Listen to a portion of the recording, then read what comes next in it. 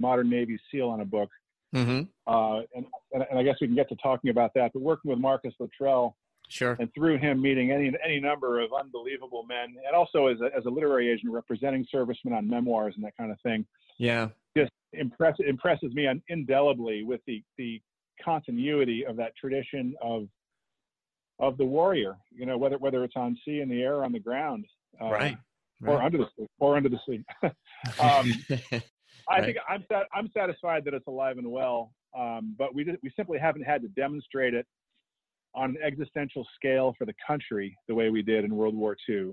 I guess you could say the Cold War was existential, but all of us were passive targets of ICBMs. So that's far from the same thing. In World War II, our conventional forces had to deploy worldwide to hold back, other major industrial forces fighting from the standpoint of totalitarian ideology and a certain brutality. We were hamstrung by our own sense of morals, and we had to do it worldwide and on a national scale. And so, until we're tested again like that, I will be satisfied to think that this country still does have that in it. It does. It does. And yeah. All you've got to do is go anywhere there's a military unit, exercising, and you're going to feel pretty good. You're going to feel pretty good about our future, I think. Yeah, there's a lot of work being done with the veterans, and we've got a pretty solid veterans resource group that we run through my company, and it's amazing because you have everyone from Vietnam era to people that served just one hitch, but then went through hell in Iraq or Afghanistan. So I definitely want to ensure that I'm not conveying that people don't get it. I just don't think that what I'm talking about is the scale and just how many thousands and thousands of men and women, were put into harm's way all across the globe, in something that just, in today's world, it's almost it's almost inconceivable to think of. I mean, even the size of the fleet today is maybe a tenth of what the Pacific Fleet looked like at the end of World War II. Yeah, what do we have? About 3.5 million men in the Navy at the end of World War II. Yeah. And in the space of about 8 months, that number goes down to about 500,000. Yeah, which Nimitz considered the functional minimum that the Navy could even exist on. These surges, we surge in wartime, we demobilize and go back to our, in the days of the Revolution, that if you did if you served on a frigate or something and went out on some, age of sail frigate, USS Constitution being a good example, you do your tour, then you come home and you'd be discharged. You go back to the family farm until the Navy needed you again. And we've been doing this on some scale ever since, where, the Navy kind of discharges itself after wartime. The reserves go home, any draftees or volunteers go home, and we sort of give away all the hard-won capability that we cobbled together, only to revive it when crisis comes again. I think that. I think the beginning of the Korean War, it's amazing to think, 7 or 8 years pass, right, and that the military was so unprepared. It had to do it all over again. Pull a lot of people back into service and put ships back into service and recommission and just get the Army trained back up. It was amazing. Reading just how far, things had fallen off since the end of World War II, and how quickly, like you said, it went from a wartime to a peacetime footing. Yeah, amazing. Yeah, and not to run down a rabbit hole on this, pull me back quickly if you think I'm doing that, but I'll mention that the worst thing that happened to the Pacific War, or at least to our prospects of invading and conquering Japan, the worst thing that happened to that effort was victory in Europe. Victory in Europe convinced America's mothers that it was time to bring the boys home, and President Truman is under all this pressure to demobilize, or at least to bring home the veterans, and so that General Marshall set up a point system. So as MacArthur's setting up the invasion of Japan, Truman and Marshall are sending all the best guys home from all units, including the Pacific units. So what are we going to invade Japan with? We have this. So anyway, God bless America. That's our way, I guess. We weigh the sacrifices of those who go on, 1, 2, 3, 4, 10 deployments, And then we bring them home, even, for the betterment of their families, even at a time when the country might need experience, warfighting experience. It's kind of an incredible thing. Yeah. I never really thought of it from that point of view either, but that's right. Oh man. Okay. Well, I think we did okay capturing Last Stand. Well, Ship of Ghosts is the story of the USS Houston, heavy cruiser CA-30, who was the flagship of the Asiatic Fleet in the pre-war years. So in Pearl Harbor's attack, she's stationed to Manila, and as soon as Pearl Harbor's attacked and the Japanese execute their attacks all over the hemisphere, the whole Asiatic Fleet is sent packing south toward Indonesia to find refuge from the airstrikes. And because of the rapidity of the collapse of the Asiatic Fleet, and because of the utter mystery of the fate of any survivors, who escaped the destruction of their ships and air units, these stories were all but forgotten, or they just weren't available. The fate of men, the fate of ships, was utterly unknown to the Navy. We're talking to the Pentagon, we're talking to the public. Nobody knew anything about them. And so the story of the Houston was sort of lost for the duration of the war.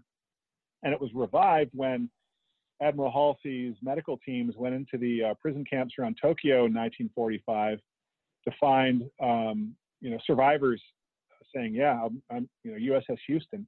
The rescuer said, "USS Houston, what are you doing here?" Nobody knew about this story. And so you have this incredibly poignant story of the survivors of this gallant ship who were taken into captivity, whose fate was utterly unknown, both to their loved ones and the Navy, struggling through the ordeal of POW servitude under the most adverse conditions in Thailand and Burma, in some cases in the cold precincts of Japan, coal mining, that kind of thing. Building a railway for the Japanese to send their armies across to India. This is the story of the bridge in the River Kwai. Right. And coming out the other side. So you've got about 1,600 men from the Houston, and about 200 come home, and it was a terrible tragedy. And part of the tragedy was that they never got their due. So I'm a Yankee, and I live in Austin, Texas right now, and I moved here in 1993 and started work on Last Stand probably in 2000. Emboldened and encouraged by the presence of Admiral Nimitz's hometown in Fredericksburg, Texas, just being about an hour west of here. Wouldn't you know it, there's a special exhibit to the USS Houston here at the headquarters base of the Texas National Guard, just a half mile from my house, Camp Mabry. Okay. Because in captivity with these sailors from the Houston were a bunch of guys from the Texas National Guard. So this was the so-called Lost Battalion. A couple of units have had that moniker, but these guys were artillerymen. From the, I guess it was the 2nd Battalion of the 161st or something, but they were supporting the Australians on Java, and so all these guys got rolled up when the Dutch yielded Java to the Japanese, and it's really a real life, it's the story of the bridge in the River Kwai, albeit with a very darker spin. This was a Heart of Darkness story, and it was one that was. I was very proud to be able to do it. Again, it was a case where the Survivors Association of the Houston were completely cooperative. I guess they liked Last Stand well enough to say, let's do this. And so they shared with me documents and all their private papers. And I interviewed them with their events in Houston, which continue to this day. The next generation is doing a beautiful job sustaining these commemorations, these memorial events. And so this book was it was unknown to me when I began. So unlike Last Stand, where I grew up idolizing the sailors of Taffy 3, the names of these ships burned into my mind: the Johnston, the Hull, the Heermann, the Gambier Bay, the St. Lo, the Samuel B. Roberts. The story of the Houston, I didn't know much at all about it when I started the book. And I think either place is a valid place to begin for an author. You're either setting out to write a book about something that already fascinates you, or you're setting out on this journey of discovery, and the latter was the case with Ship of Ghosts. Yeah. Well, I can tell you, and I know I mispronounced that. I don't know why I do that all the time, calling it Ghost Ship. I didn't mean any disrespect there, but I do that all the time. Probably a better title. No. I think it works. One thing you do is you have a knack for it. But I just, for me, it was a very emotional journey. I found with Last Stand there was this kind of combination of just amazing bravery, courage, running into the face of death, all of that, and a lot of Tin Can Sailor had the warm up to the big battle, right? So I mean, just the Japanese were getting knocked around pretty heavily right up until that battle, and then it all flipped. But in Ship of Ghosts, it was something I'd never heard of. Now I've read other books that talked about the exploits of the POWs and those in India, Burma, and in that region that got captured, or the fates of like the Prince of Wales and things along those lines. It was so early in the war, but never anything quite like this. And again, it was one of those things where it was.